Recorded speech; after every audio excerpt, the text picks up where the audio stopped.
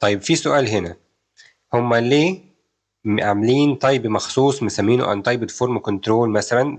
وانا ممكن اعمل فورم كنترول واديها تايب اني، ما هو برضه ممكن اعمل نفس الفكره فورم جروب واديها اني، ومش شرط استخدم ان تايبد فورم جروب مثلا.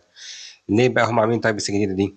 عاملينها بسبب باكورد كومباتيبلتي. يعني ايه؟ يعني انت لو عندك مشروع انجولار 13 وحبيت تحدثه لانجولار 14، تمام، هم تلقائي هيشيلوا لك كلمه فورم كنترول ويحطوا مكانها انتايبد فورم كنترول. هيلاقوك مثلا كاتب فورم جروب، هيروحوا شايلينها ويحطوا لك انتايبد فورم جروب. حتى الفورم بيلدر هيشيلوه ويحطوا لك مكانه انتايبد فورم بيلدر. طيب ليه؟ ايه السبب؟ عشان هم لو سابوا لك الكلاسز زي ما هي، مثلا فورم جروب او فورم بيلدر زي ما هم كده، هتستخدم الفورم جروب والفورم بيلدر بتوع انجلر 14، وزي ما هنشوف بعد شويه هيبقى في عندنا شويه ايرورز هتظهر في الكومبايلر اللي احنا المفترض نراعيها واحنا شغالين. فبالتالي لما تيجي تحدث، لو سابوا لك كل حاجه زي ما هي، الكومبايلر بتاع انجلر 14 هيضرب لك ايرور في المشروع كله.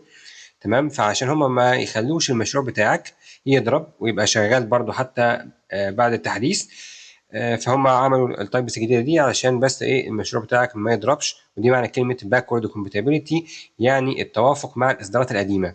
تمام كده.